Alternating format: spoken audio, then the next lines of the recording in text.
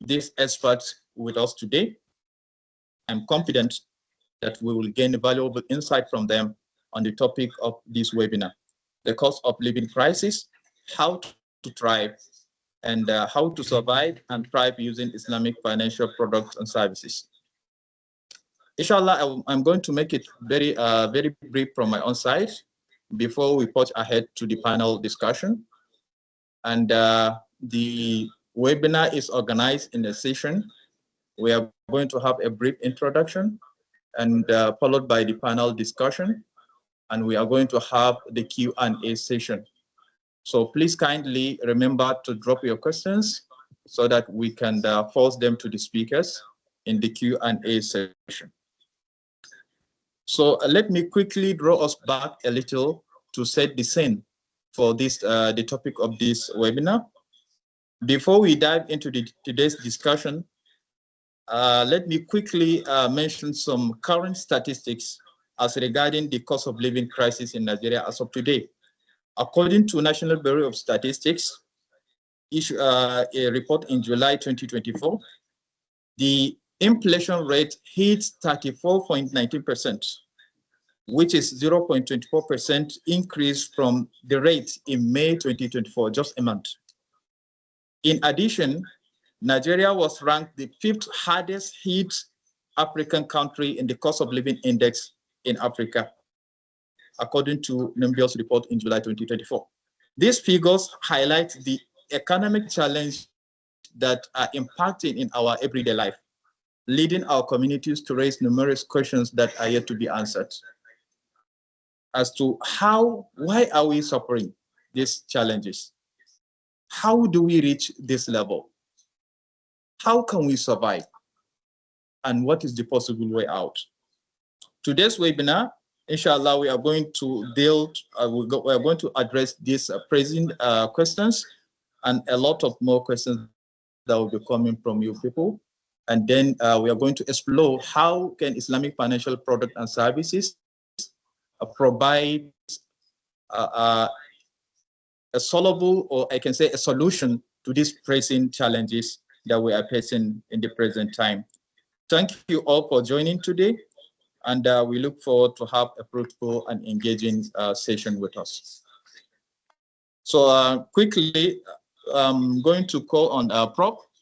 Prof, you can kindly unmute yourself, and we are going with the first session.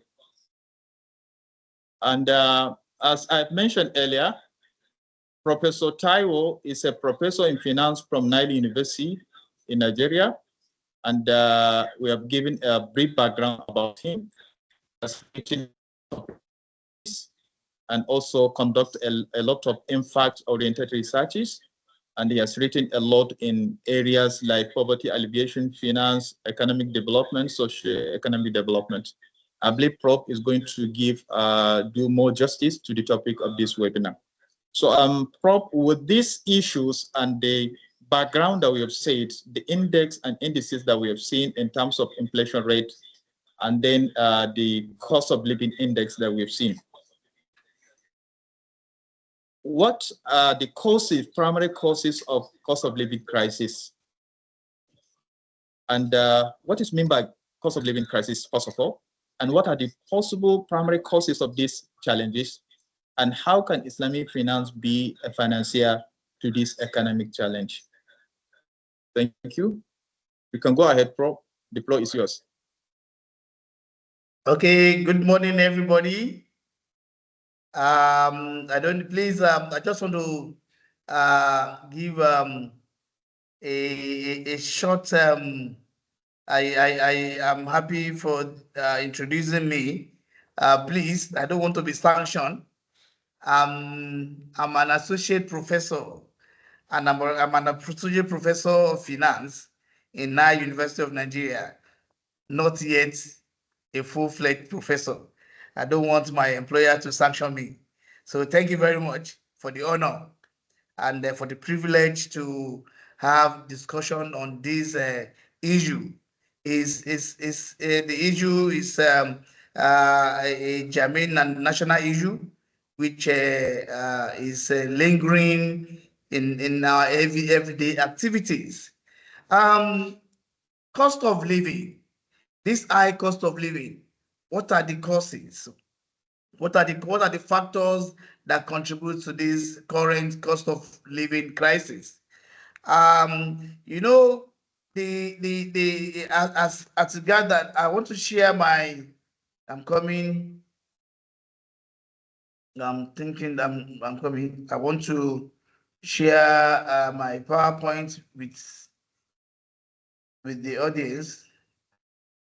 I was just about to remind you, sir, that you can share your slide. Thank you. Yeah, that is exactly what I want to do now.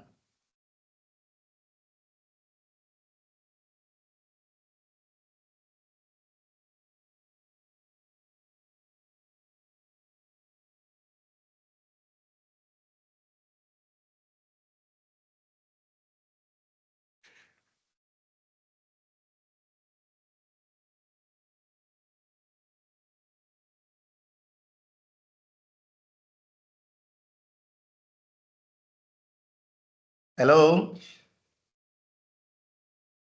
Yes, Prof. Hello. Go ahead. Okay. The rising cost of living in Nigeria. You know, this escalating cost of living in Nigeria has emerged as a pressing global challenge, affecting both the individuals, affecting the individuals, the families and community worldwide. You see, this rising cost of living is a kind of challenge as a strain to the household budget. And you see, in addressing this high cost of living, it requires holistic view and approach that that in order to tackle these menace in our society. See, this high cost of living, as we have seen, it emanated from the root cause. In order to evaluate this discussion is going to be in three folds. First, we need to evaluate the root cause of the cost of living crisis and the impact on individual and community. Secondly, we need to explore the Islamic and conventional finance approaches to these cost of living challenges. And thirdly, we need to examine the core Islamic finance principle in mitigating its effects. So this core three comprehensive analysis is what is being shown, conceptualizing the cost of living to relevant courses, approaches, and applications. Like what I said, that it will be discussed in three folds, and these are the three folds. And after that, we move into what are the factors that contribute to this cost of living. The first one is a supply chain disruption.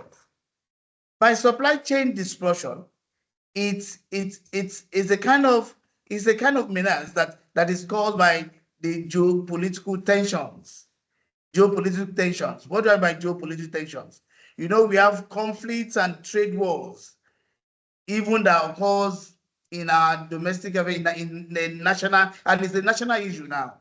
This issue of Boko Haram insurgents and the issue of kidnapping, these are further exacerbated the supply chain. Supply chain disruption, like, you know, there are some goods that are dominated in the northern zone of the country. For example, yam is dominated in the northern zone. Yam, cassava, granite, millet, rice. These are the goods that are dominated in that there are crops that exhibit that are, you know, confined in the northern zone. So because of these Boko Haram and insurgencies and kidnapping, it has eaten deep into the Nigerian supply chain, and it has disrupted the supply chain, the way the goods move from the northern Nigeria to the southern part. Even the insurgency, the kidnapping, even as restricted the farmers from going to their farms. And this insurgency, these insecurities is a very strong issue that needs to be tackled by the Nigerian government.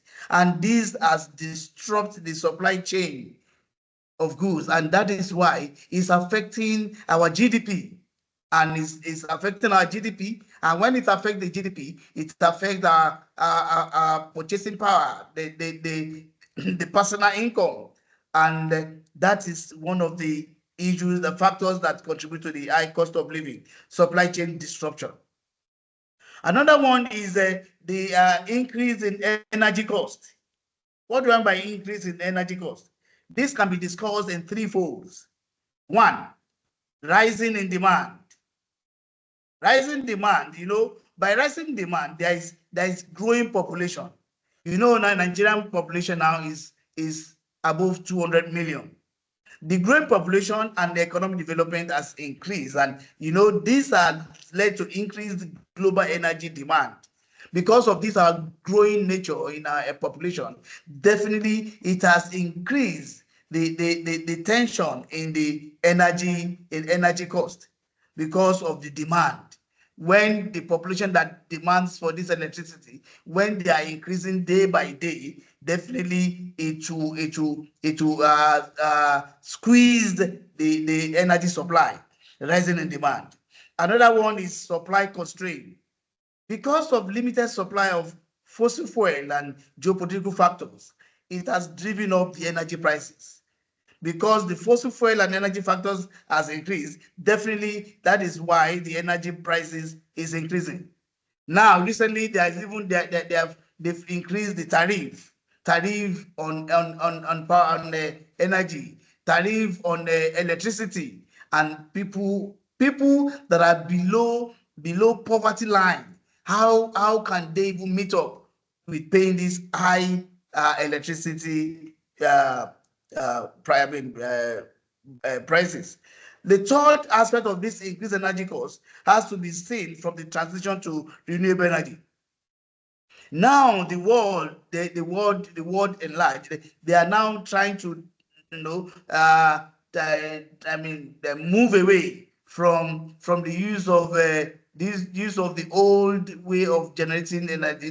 There is burning fuel, because burning fuel, it leads to burning ozone layer, and that has been affecting. There's this carbon, it has been affecting the world entirely. So that is why even all the global powers, they are trying to move away, to this cleaner energy sources. Then the third factor that contributes to this high cost of living, is rising food prices. Rising food prices. Now, the food inflation now in 2024 is above 40%, whereas in 2023 it was 25.3%. Because of this increase in food inflation, it has led to a lot of issues. One of the issues is supply chain issue. Because of disruption in agricultural production, transportation, and even processing, it has led to increase in the food prices, and that is about the food inflation. Another aspect that led to this rising food prices is the extreme weather events. There is climate change related events such as flood, drought, heat waves. All these have impact in crop yield, and this has led to rising food inflation. Rising food prices. Another one is increase in demand. Due to rising incomes and population growth, it has led to the demand of goods, demand of food, thereby putting pressure on the supply. Even now that the federal government has come with the initiative of even distributing the palliative, 50 kilogram of 50 kg of bag of rice, distributing it across the country. How many households can this touch? So because of the increase in demand, definitely it's pushing pressure on the supply. it cannot go across. So the fourth one is inflationary pressure. Inflationary pressure. Now, the inflation rate in Nigeria is 34.2% in this present moment, 2024. Whereas in 2023, it was 22.8%. Because of this inflationary pressure, there are three issues that arises from inflationary pressure. One of it is the monetary policy. The central bank has increased the interest rate from in 2023 it was 18.75. Now presently in 2024 it is now 26.75%. They increased this interest rate in order to combat. The reason for increasing the interest rate, one, is because they want to use it to combat inflation, which and combating inflation has led to high borrowing costs for businesses, and that is why even Manufacturing Association of Nigeria, they are on the verge that the interest rate is killing them, because they are using the interest rate to combat inflation, and again, due to increase in interest rate, cost of borrowing is now increasing, and definitely is resulting into hampering the production growth through the business, hampering businesses, even SMEs. It's affecting them. Another aspect of the monetary policy, the inflation pressure, is that the wage growth, rising wages, can contribute to inflation. Now the wages has been increased from 30,000 to 70,000. Definitely, because of this increase, because of this wage increase, then there is going to contribute to inflation. If the policy does not even is not tailored towards increase in productivity, it is because Nigeria is now becoming, instead of producing nation, Nigeria is now becoming a consuming nation. That is why there is no matter of increase in wage rate, it is going to affect, it is going to lead to increase in inflation, which will affect the purchasing power. Then, apart from inflationary pressure, another one is government policies. Government policies such as taxation. Increased taxation of goods and services can directly raise cost of living. Now, taxes, because Nigeria is now going into being a capitalist nation now. The government is now trying to generate taxes, VAT, value-added taxes, as is being added. Even if you want to go to restaurant now to buy food, you will see that you pay you pay VAT on the food.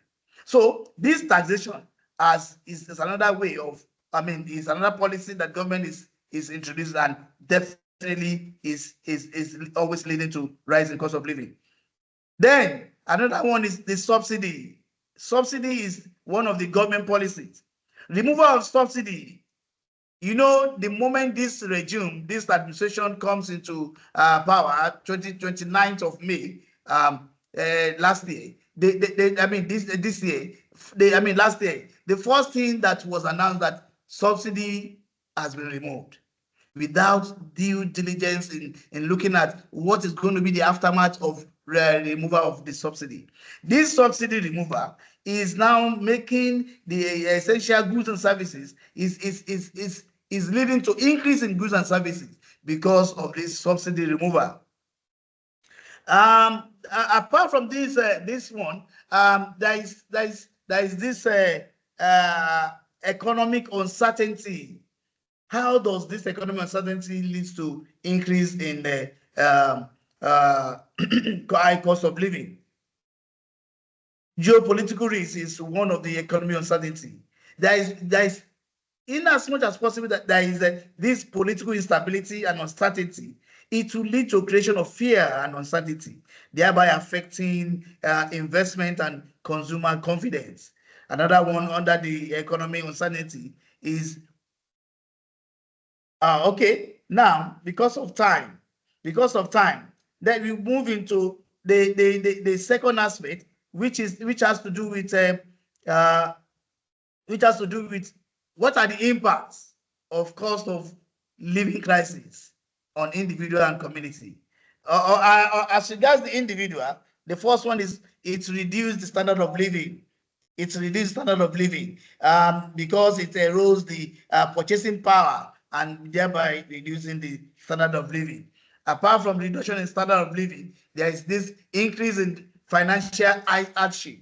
And because many people struggle to make ends meet, thereby it leads to increase in debt, savings, and depletion.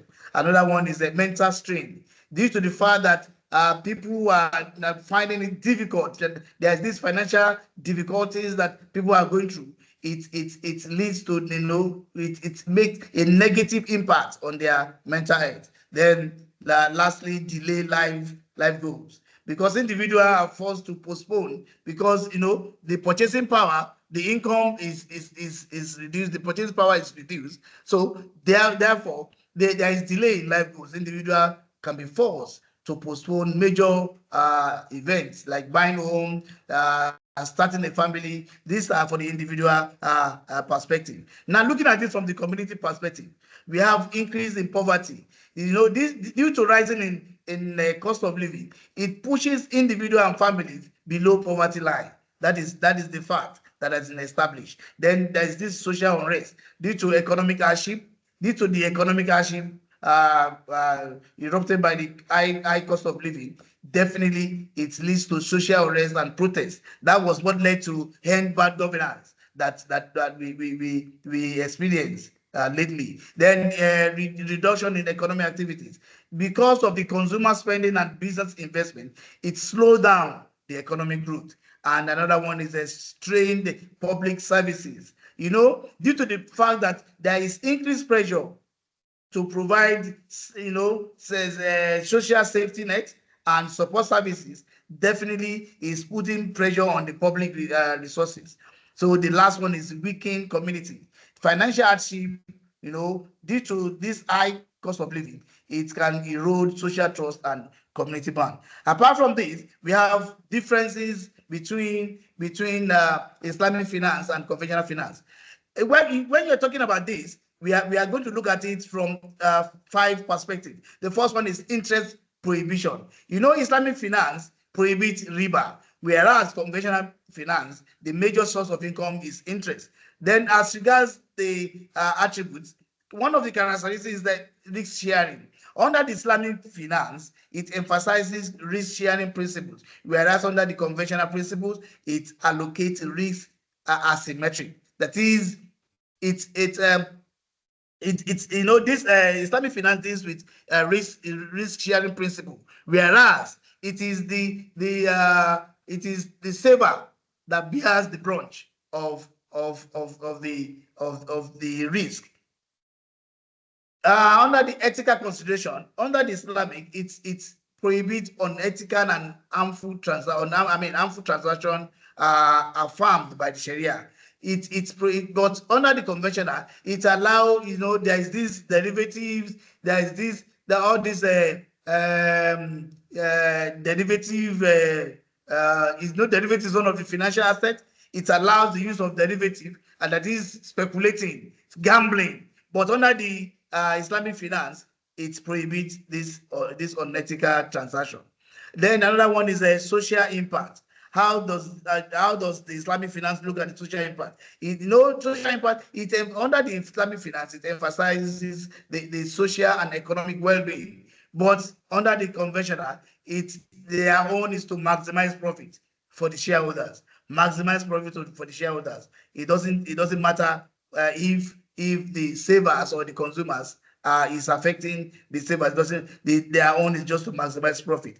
But as regards the product structure, the Islamic finance offered Sharia compliant products, but under the conventional, it involves wide range of products. So